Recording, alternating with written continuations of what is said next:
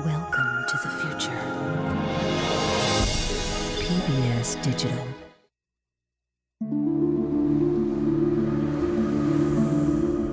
Sea monsters, the stuff of nightmares. But for cameraman Bob Cranston, they're almost an obsession. He dives into the depths of the open ocean to encounter a creature called the Humboldt squid. His fascination with these beasts will send him into distant waters, into the lives of a strange and alien clan.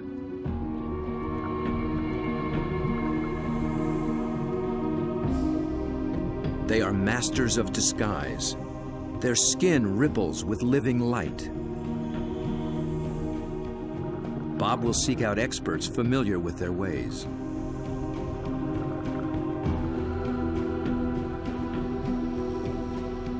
And he takes up a dangerous quest to connect with the fearsome Humboldt down in the dark. Do they flash a welcome or a warning?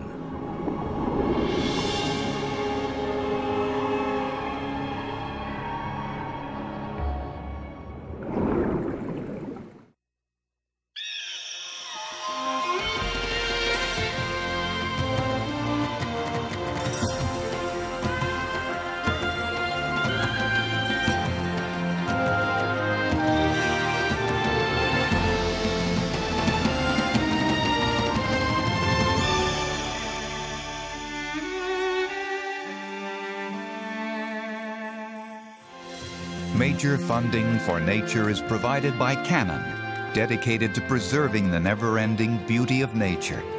Canon lets you capture the wild in photographs and leave it as you found it. Canon.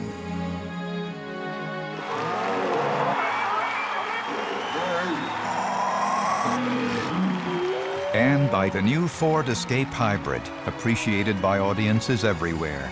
Ford, built for the road ahead. This program was made possible by contributions to your PBS station from viewers like you. Thank you.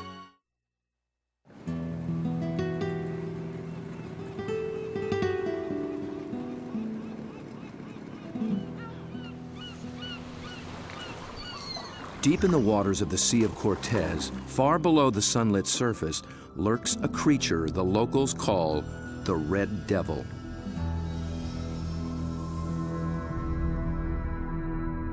It is armed and dangerous. Its writhing limbs come equipped with 1,000 suckers, each full of flesh-tearing teeth. These devils come in the dark of night, rising from the abyss to within a few hundred feet of the surface. They are large, aggressive, in-your-face squid called the Humboldt.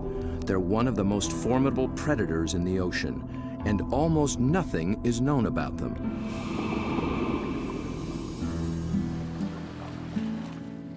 To cameraman Bob Cranston, the Humboldt have become an irresistible challenge. He's one of the few who've descended into their midst, at depths where others fear to follow.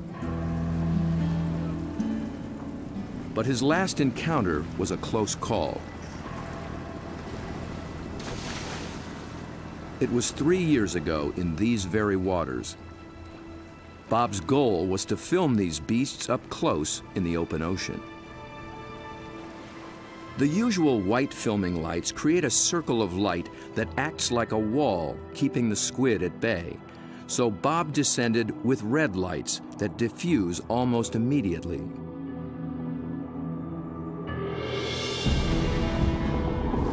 Suddenly, the squid were too close. For an instant, it seemed they would tear him apart.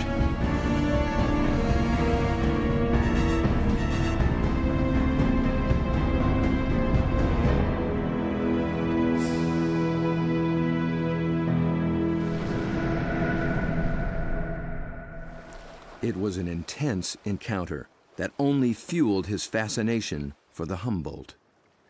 They came right for me with no fear. That got my adrenaline going. Suddenly, I was really interested in everything about these guys. I wanted to meet more of their kind. Squid and their relatives live in every ocean. Getting to know the family will take Bob on quite a journey. And if diving with red devils is anything to go by, he'll need the help of some top-notch guides.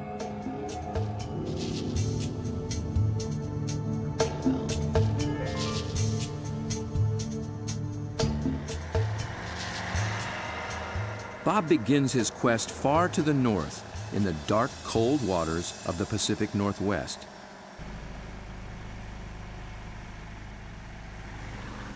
In the maze of bays and inlets along the coast of British Columbia, there dwells the giant of its kind, but it's secretive and very hard to find. Bob's asked Dr. Peter Ward for help. Peter is a paleontologist and an expert on the origins of this creature. He has decades of experience in these waters, and there's no substitute for local knowledge. So Bob, I got some maps of the underwater area we're going to go see tomorrow. Cool. And the nice thing about this, these are really high quality side scan sonars, and they give images in great detail. From these, we can pick out caves or dens, really, where the creatures that we seek can be found. Face to face with my camera. Whatever. Bob's been filming underwater for more than 30 years. He's one of the best at very difficult diving. It's a rebreather, a closed circuit rebreather. The CO carbon dioxide is pulled out, add a little oxygen, it comes back and you breathe it, same as the guys who walked on the moon. Fantastic. It's really cool. I can stay down there with the creatures and film them for as long as I can stand the cold. The water registers 47 degrees.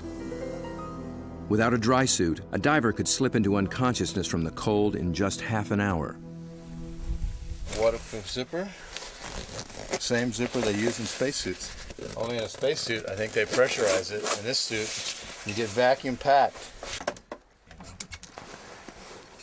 Get all these fancy lights. I think that one means low. Getting a little warm. Gotta get in the water soon.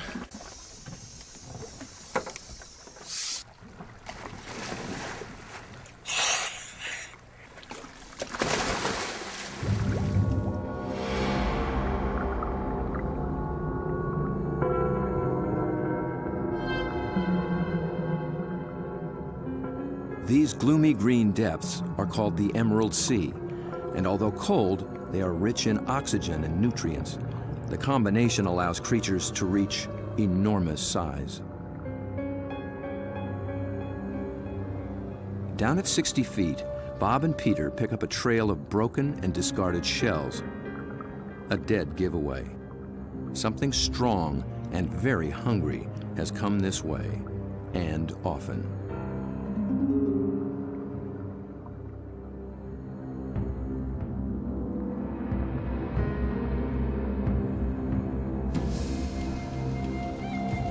Crab should show more caution. It's up against a devious and determined predator.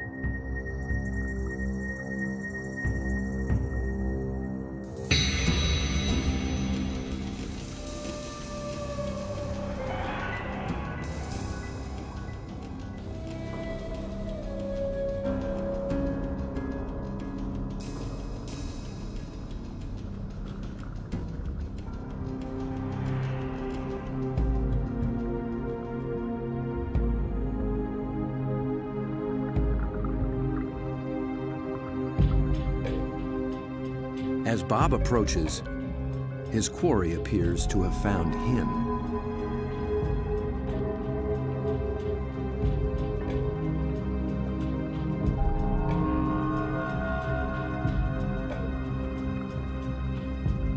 A giant Pacific octopus.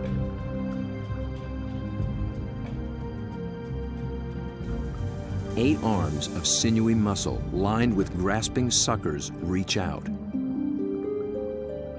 and gently explore the strange intruder.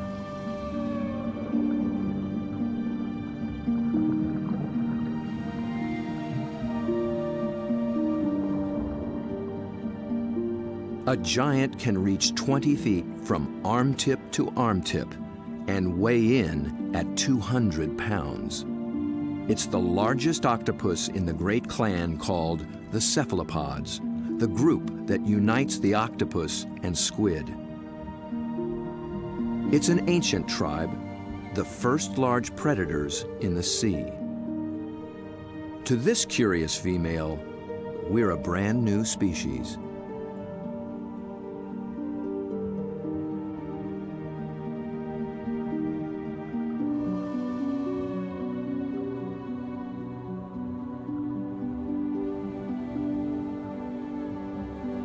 Cephalopod means head-footed, a good beginning in deciphering the octopus's amazing design.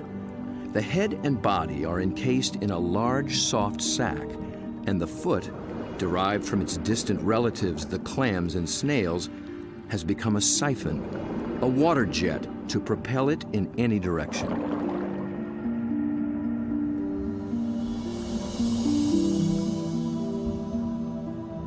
A long time ago, its ancestors wore a shell, but the octopus has given that up.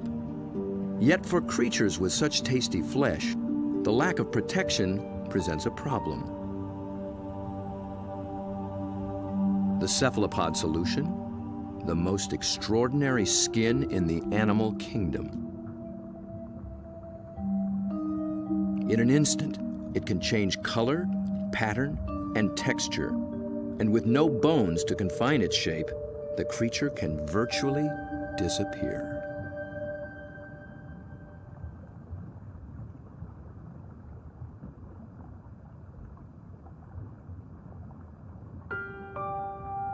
Another female lies sequestered in her den, tending to her brood of eggs.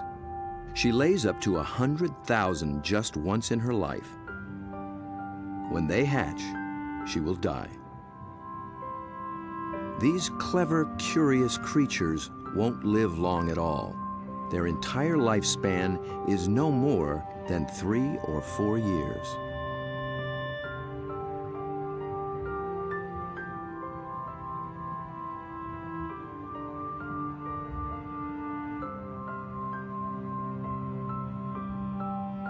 The transparent babies are no bigger than a grain of rice, but within a year, they'll be giants.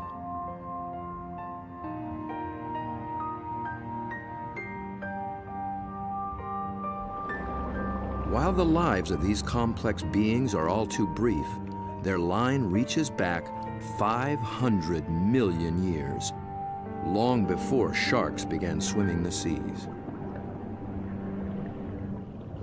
This would be a great spot right in here. Peter Ward has spent 35 years delving into cephalopod family secrets. He's brought Bob to a special outcropping of rocks. They were once well submerged in a much warmer sea and still hold a record of that long ago time. Fossils are found in these rocks, fossils of relatives of the octopus, actually. They're called ammonites. And how old are they? 80 million years in age. 80 million years. That's true. That is old. Back in those days, cephalopods made beautiful curved shells. And if you dig long enough and hard enough, you can find some beautiful stuff. This is an ammonite. It's a fossil that is actually the direct ancestor of octopus. So this is an ancient cephalopod. It's related to the chambered nautilus. So the tentacles sat here and swam about.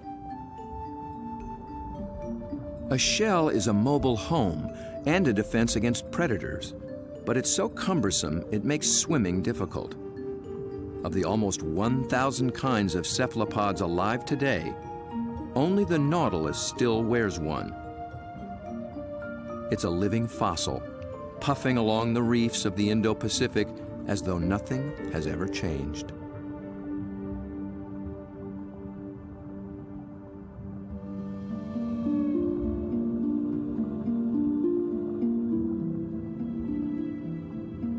Bob returns for one last dive with the octopus.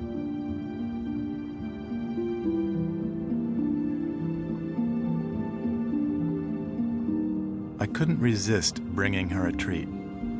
All cephalopods are carnivores, and they love crabs. This creature actually reached out to me. I could sense her interest, her intelligence.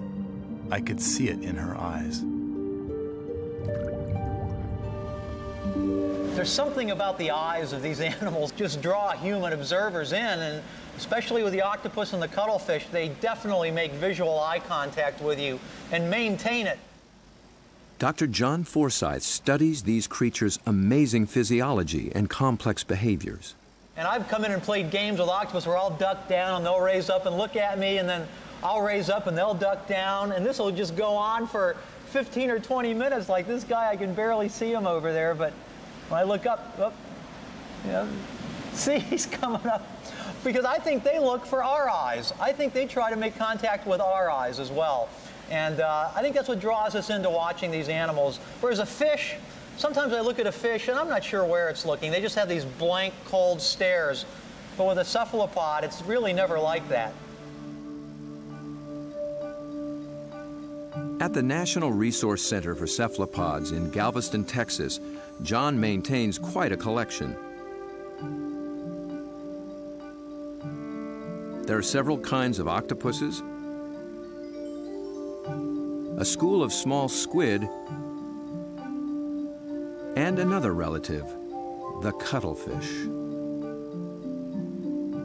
For John, the eyes of a cephalopod are not just the windows to its soul. They tell you a lot about how the animal lives. The octopus has a rectangular pupil that captures light reflected off the sea floor. Squid's large round eyes are adapted to seeing darting prey in the twilight of the open ocean. Cuttlefish dwell in both worlds, and their complex eyes can actually change shape to accommodate their travels.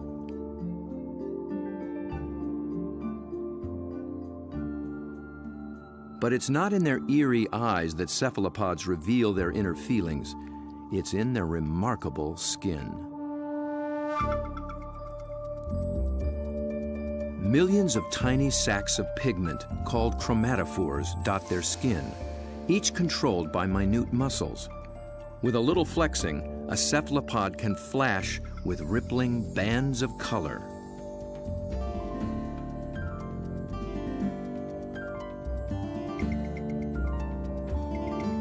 Any sort of excitement, danger, desire, aggression, passion, and their skin lights up.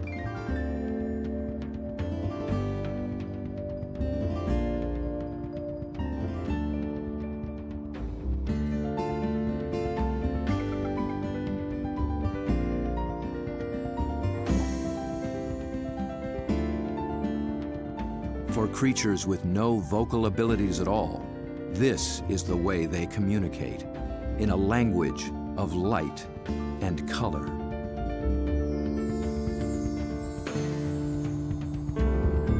And like an octopus, a cuttlefish can transform its texture, matching its surroundings, hiding in plain sight. Given their camouflage capabilities, it's no wonder we're still learning just how many kinds there are.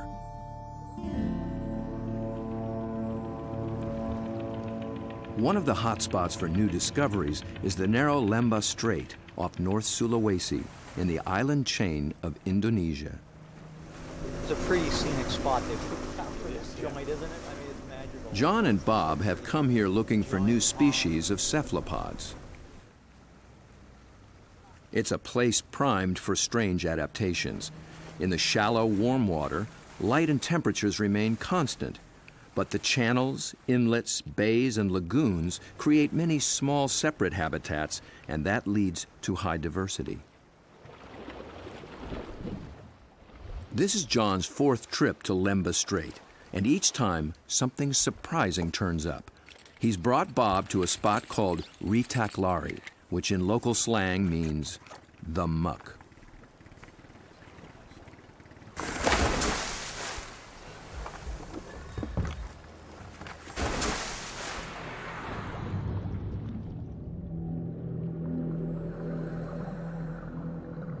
At first glance, it's a vast, flat disappointment.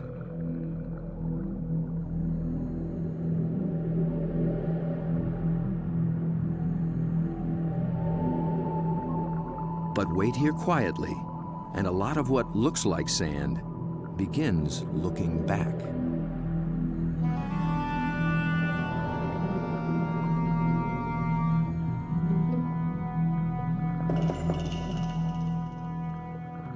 From the still of the muck to the roaring straits, a lot of effort goes into not standing out.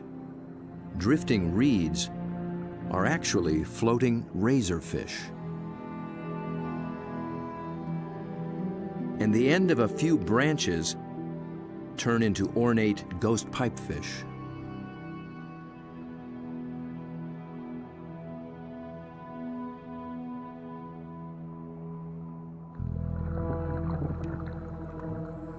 Out in the high-speed tides and swirling eddies, fish work hard to keep their footing, digging into the bottom with spine-like fins.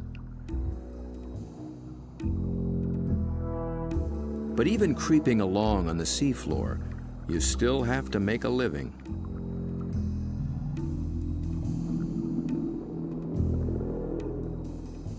A harmless-looking weed rolling in the current is a hairy frogfish trolling for a meal.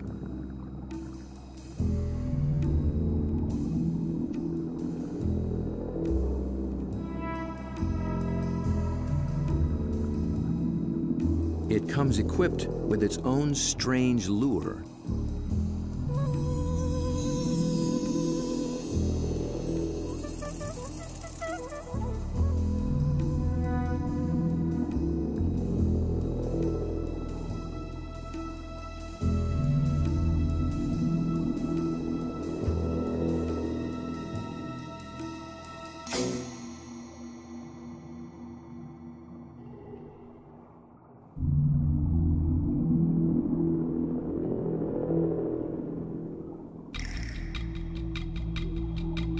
The sand offers the best retreat, but the crab has already been spotted.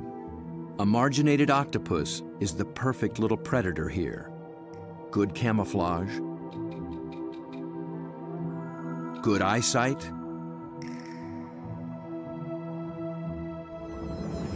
good grip.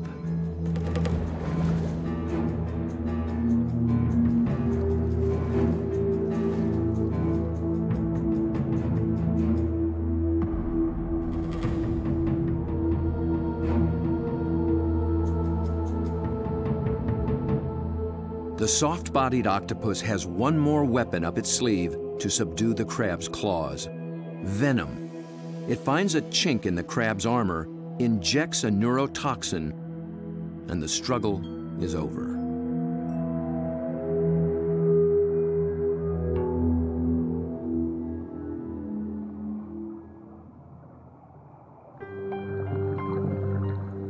In such an open setting, the trick for every creature is to find some place to hide.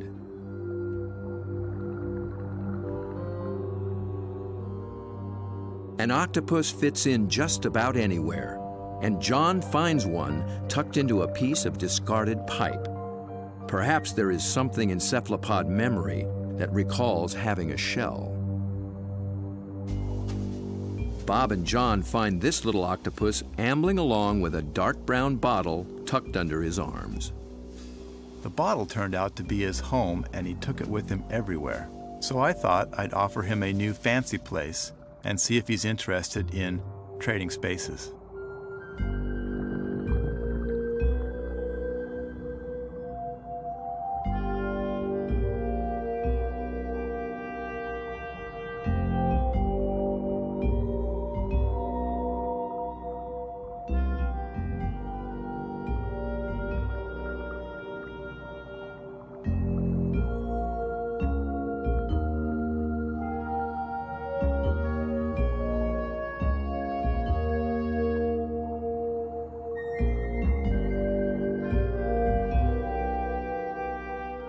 I began to worry he might get confused by this clear glass and wouldn't remember how to get back out. But after a few minutes, he slipped through the opening and went straight back to his old brown bottle. He'd made his choice. I think the clear glass was a little too bright, and besides, there's no place like home. especially when you can take it with you.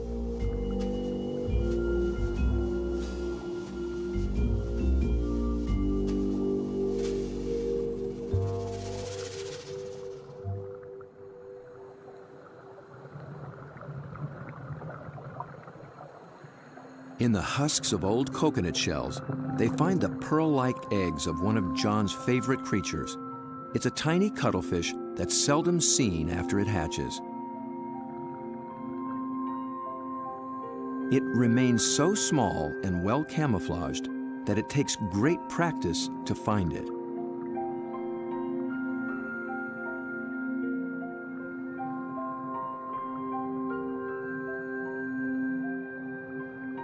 Down on the sea floor, it appears to walk across the bright stones, its rippling colors blending in and standing out. It's called the flamboyant. The flamboyant cuttlefish is really in a class by itself, even among cephalopods in a lot of ways. First of all, the vibrant, dynamic, bright colors, the brilliant yellows, the magentas, the pinks and browns. It adds on top of that these passing clouds of color as it's stalking, looking for prey. And of course, that's happening in living skin.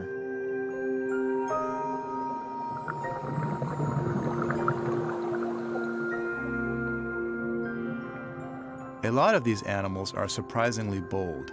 The flamboyant actually seems to like being under the lights. It begins hunting as soon as we start filming.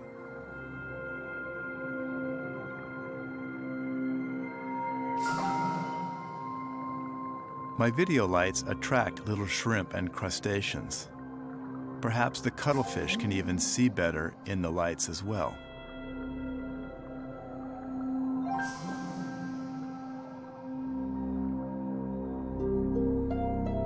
It's only when John sticks out an enormous hand that we see the scale of this little hunter. Next to a 6-foot Humboldt and a giant octopus, it's hard to believe it's one of the family. Not far away, a small octopus has been eyeing the scene. John reaches out for a better look.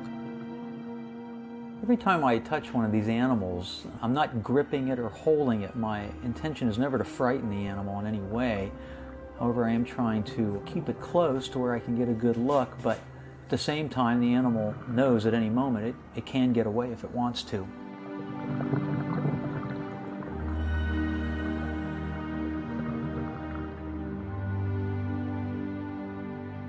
This octopus gets away all too soon.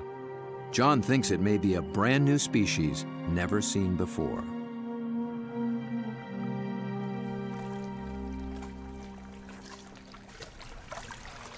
I don't know, Bob. I'm not sure what that is, but it could be a new one. I think it could be a new species. I wasn't expecting to see that. It's not something you've seen before, huh? No, I'm not sure what that would be. It's a cool little critter. Oh, wild.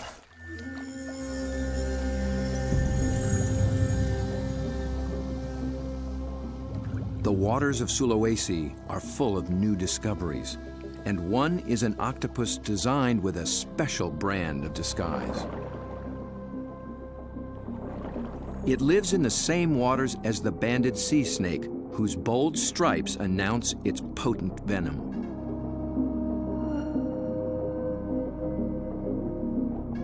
These are banded arms that can make the same impression. When disturbed, the octopus flashes and intensifies the stripes, becoming a sea serpent, coiled and deadly.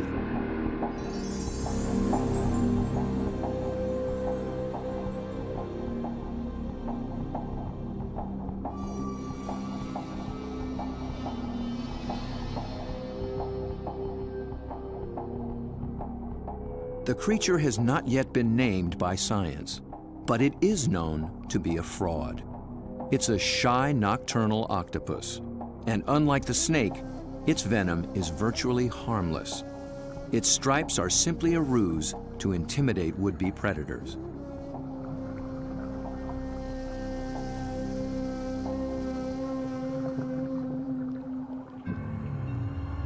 The real killer is a delicate, jewel-toned creature. The blue-ringed octopus. The flashing blue neon is no false alarm.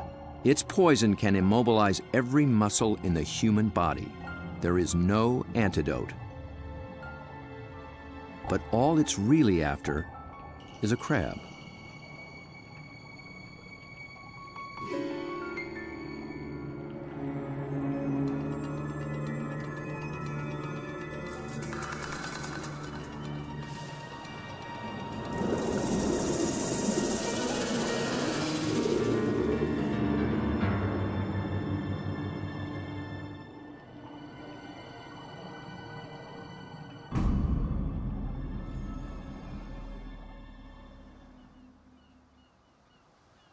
The blue-ringed is notorious along the coast of Australia, but it's one of Dr. Mark Norman's favorites. As curator of marine invertebrates at Museum Victoria, his fieldwork in all 7 seas has revolutionized what we know about cephalopods. It's really hard to estimate how many species of cephalopods, or in particular octopuses, we have worldwide, because we're still in the period of discovery. They thought there was about 100 species of octopus in the world, and we've found 150 new species in the last 10 years through the Indian and Pacific Oceans and Australia and up through Asia. And these groups of animals, it's not hard to find new species. Almost everything we touch is new.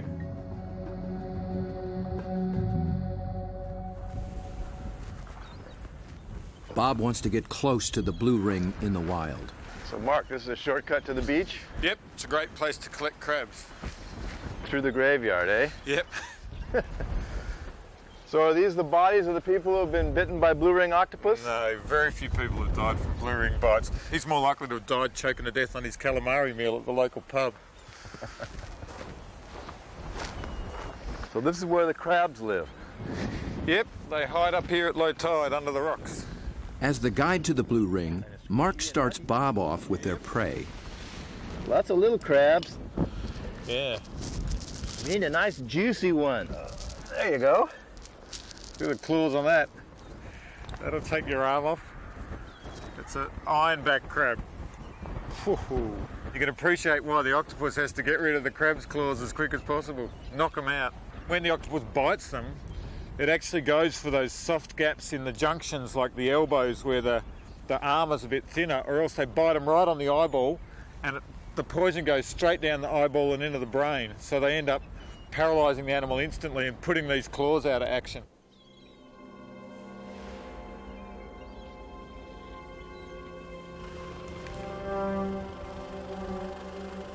The dive begins after dark, when blue rings are most active. And it's not off some wild, remote beach. The deadly blue ring lives just beneath the town pier.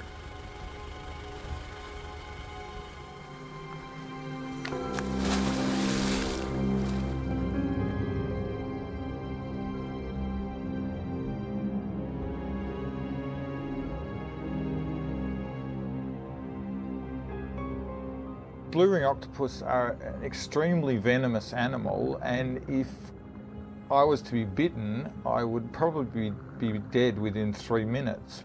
Your body would start stiffening up and you'd lose the capacity to breathe, you'd lose the capacity to wave or walk or run away, you'd run out of oxygen and you'd suffocate. But these little animals are really shy, really secretive, and the last thing they want to do is attack humans. They don't eat humans, they don't drag people out of their cars and drag them down the beach. They just feed on crabs. But tonight, not even a crab could catch its attention. This is a male, and he's just found a female. 2 wild blue rings are preparing to mate.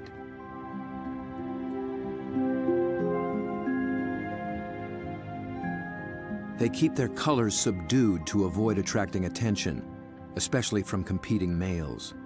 No flashing their electric blue. A temporary aquarium helps Bob film what happens next.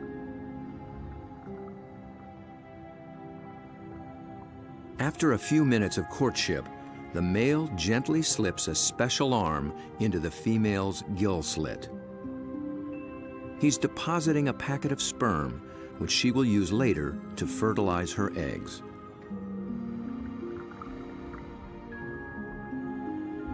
It's the end of their relationship, and most likely the end of his brief life. That was all he needed to accomplish. Just beneath the very same pier is another cephalopod almost never seen in shallow water. New research finds that they too pack a poisonous punch. But their bright little stripes have earned them a harmless nickname, the pajama squid. I think these cephalopods are the closest to the cartoon characters. Their little black and white suits and their little frilly lashes behind their eyes and the yellow on the top of the eyes. They're just straight out of a comic book.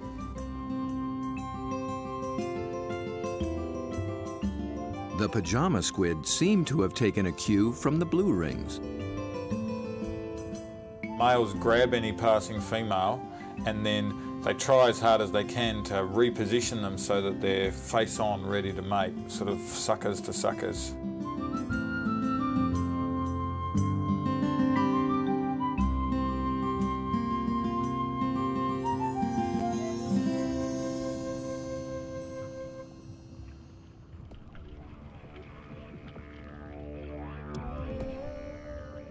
The mating season is also picking up off Australia's southwestern coast. In one small bay, giant cuttlefish have begun to assemble. They leave deep water and enter the shallows once a year for 3 to 4 weeks.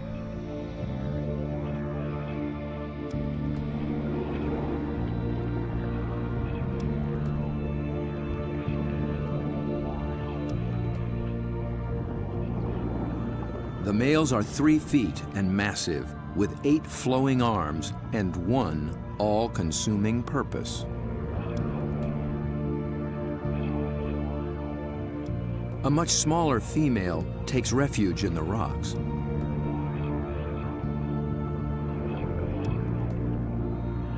The males waste no time taking on their rivals. They flash and ripple with aggression. Their control is so subtle that they can isolate and flex just the flank facing the opposing male. The other flank communicates a solid, dependable side to any nearby female.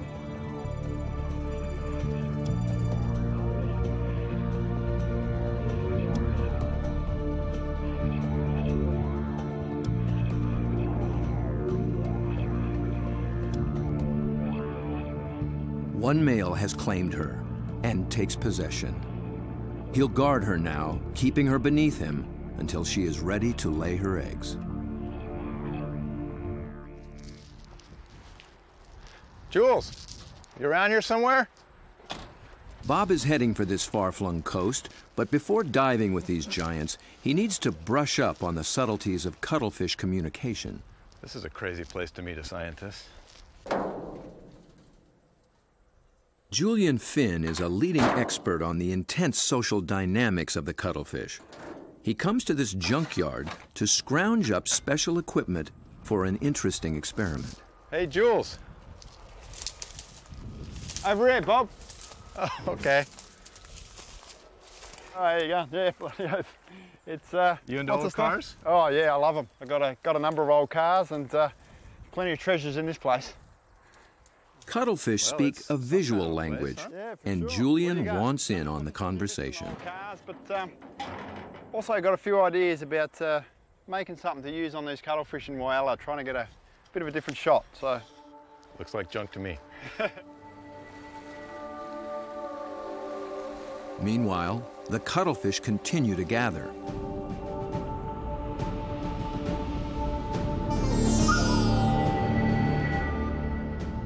Their complex communication escalates into a kaleidoscope of colors. Opponents toss each other in the rolling tide, and things start getting rough.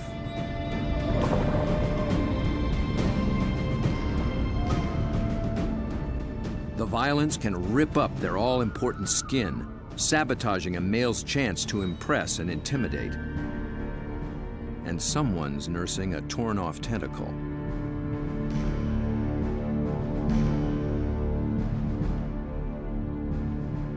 In a temporary standoff, a large male guards his female from two other heavyweights, while a little male, too small to take seriously, hovers on the sidelines.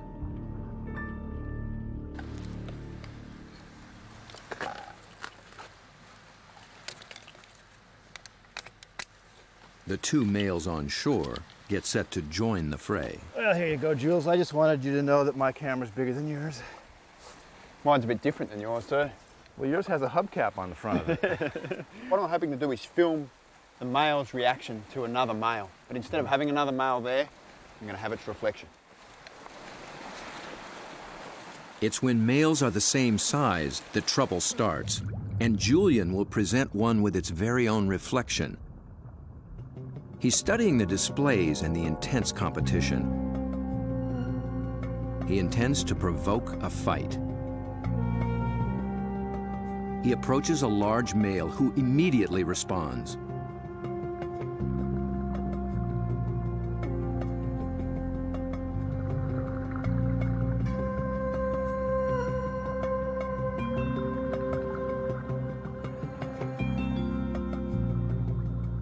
The cuttlefish becomes increasingly absorbed with his own image, but instead of a conflict, the story takes a surprising turn. The small, unimpressive male has sneaked in and begun mating with the unguarded female. He's not signaled, nor flashed, nor dazzled. He simply grabbed the female for his own, making every attempt to look as much like her as possible.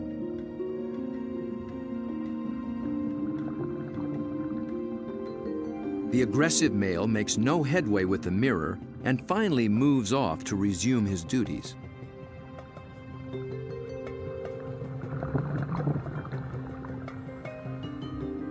But he's still distracted, still flashing, and doesn't recognize that his female is mating right under his nose.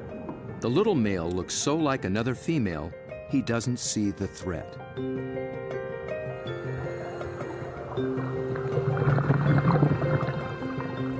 At last, he senses something's wrong and moves in to reclaim his female.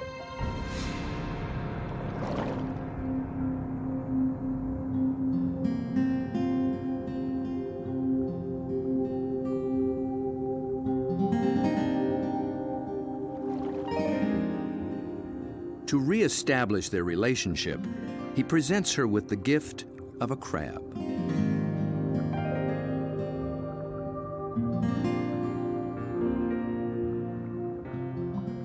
With so much going on in cuttlefish society, Julian will be experimenting for a long time to come.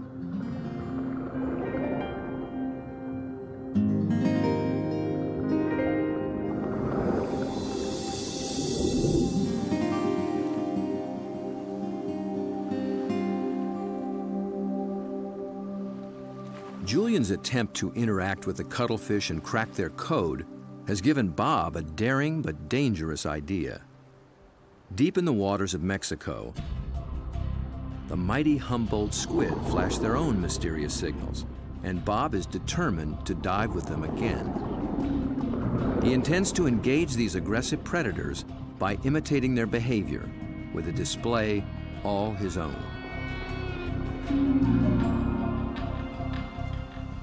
Mark Norman and Julian Finn think he's close to crazy. Sure, you've got the blue-ring octopus that can kill you within a few minutes with the poison, yet there's something scarier about a squid that can rip off your flesh and tear out your throat, so to speak. I think you'd be really sensible to work with shark cages with those animals, because the stories I've heard are these massive animals that will effectively skeletonise a cow in a minute because they're such voracious predators. Bob Cranston has no intention of taking this advice. His whole goal is to interact with these squid on their terms, in their world.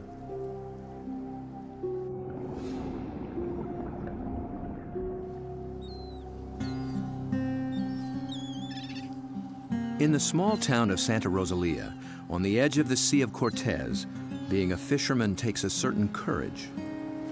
lose people, you know, every other year somebody dies. I've had a friend that they found floating in the ocean last year. It's lucky they found him because, you know, they're carnivorous. They'll eat you. I mean, they will eat you. The squid will eat you. If you fall into the ocean, they'll get you with their tentacles, you'll drown, and then they'll, you know, all the rest of them will just eat you.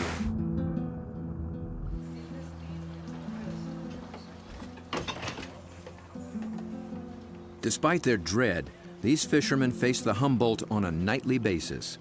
Bob will need their help if he hopes to find when and where the squid are rising.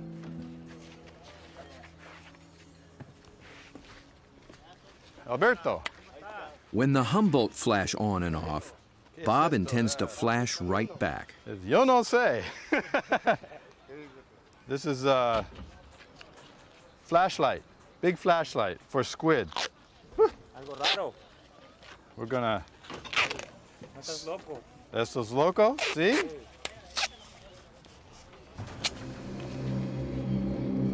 Bob knows perhaps better than anyone just what Humboldt are capable of.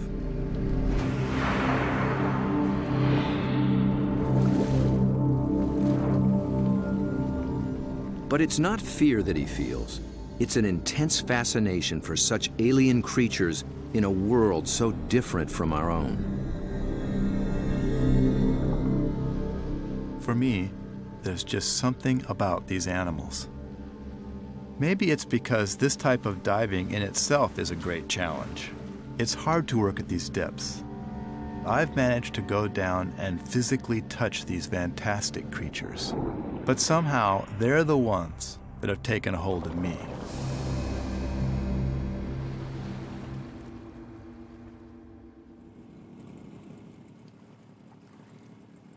He's 12 miles from shore. Aside from his assistant cameraman, there'll be no backup down below, and no source of help at all topside. There's not so much as a radio on this little boat. These are small boats. It's a big ocean. There's a language barrier between me and the fishermen who think I'm crazy to dive in the water anyway. If I disappear and drift away from this boat, the fishermen will just think the squid ate me and they won't even bother coming to look for me. Yet Bob has confidence in his own experience and in his plan. I've made up this light tube and filled it with strobe lights. The idea is that the Humboldt squid flash for communications. They flash at each other, they flash at the divers, and so I hope to elicit some kind of a reaction from these animals with this light tube.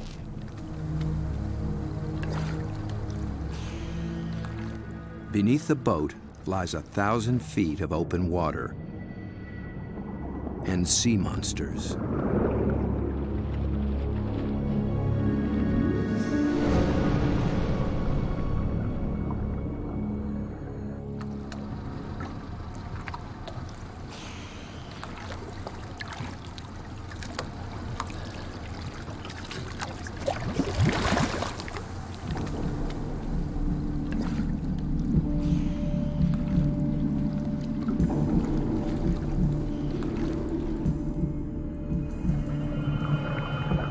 Bob descends, his homemade lightsaber a beacon in the utter darkness.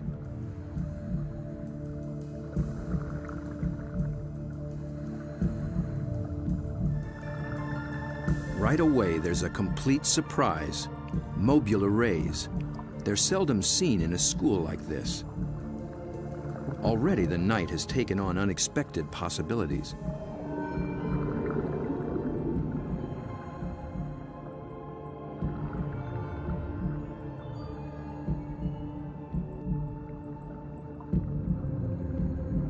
With his depth gauge reading 150 feet, Bob figures he's in squid waters. He powers up.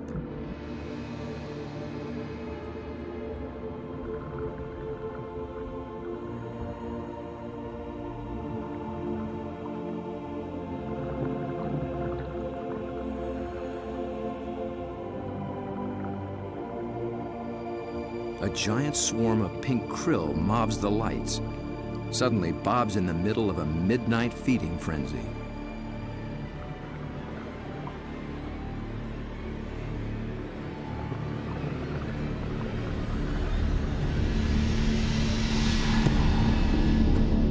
Then, rocketing up from below, Humboldt squid.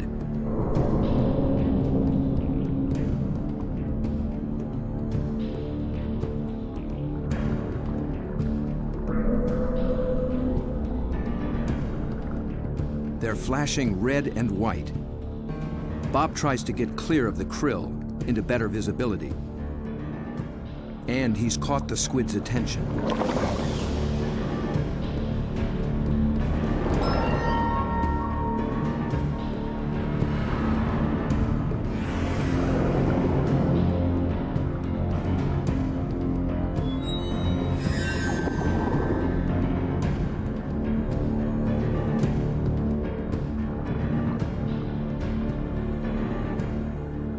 I'm transfixed by this enormous eye up from the deep. I can sense this creature thinking, but I can't imagine what.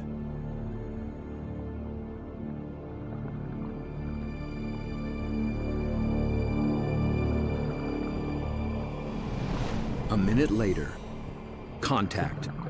The squid grabs hold, testing the light the only way it can.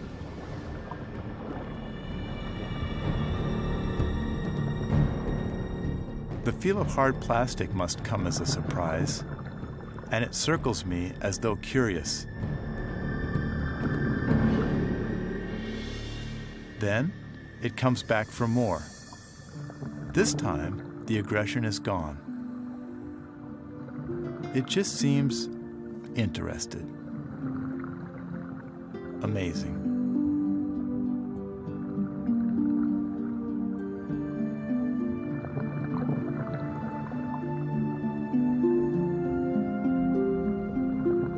We play for a moment.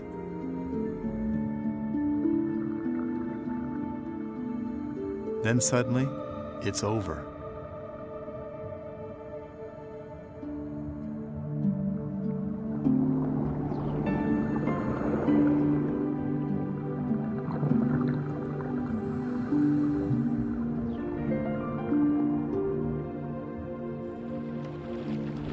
The fishermen are relieved just to see me alive.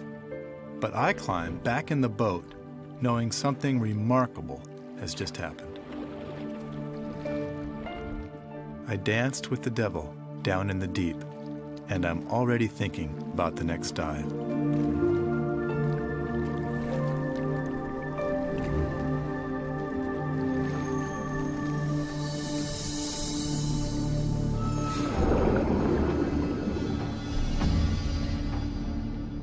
It's certain that Bob will return to dive again with the mysterious Humboldt, perhaps with a new strategy on how to make contact. He's just at the beginning of this extraordinary quest.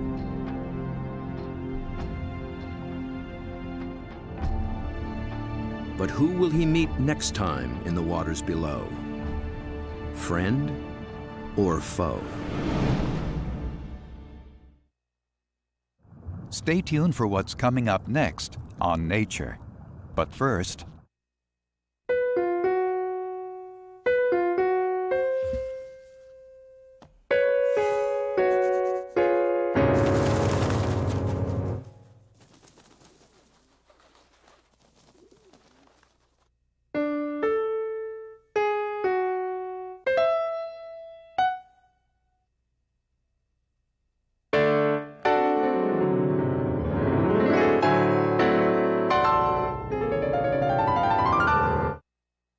this Nature program is available on home video cassette for $19.95, DVD for $19.99, plus $4.95 shipping. To order, call 1-800-336-1917 or write to the address on your screen.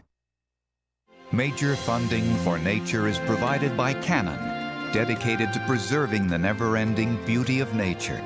Canon lets you capture the wild in photographs and leave it as you found it. Canon.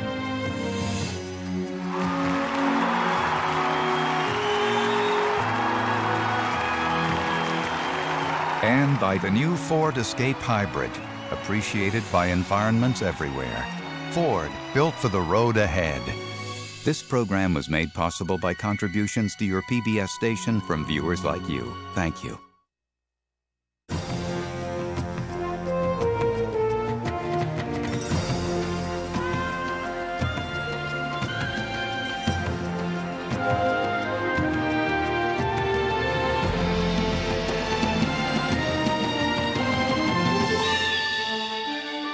Next time on Nature, the Red Center, Australia's most forbidding landscape.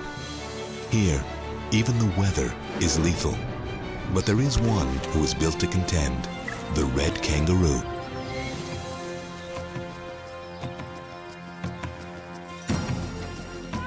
To learn more about what you've seen on this nature program, visit pbs.org.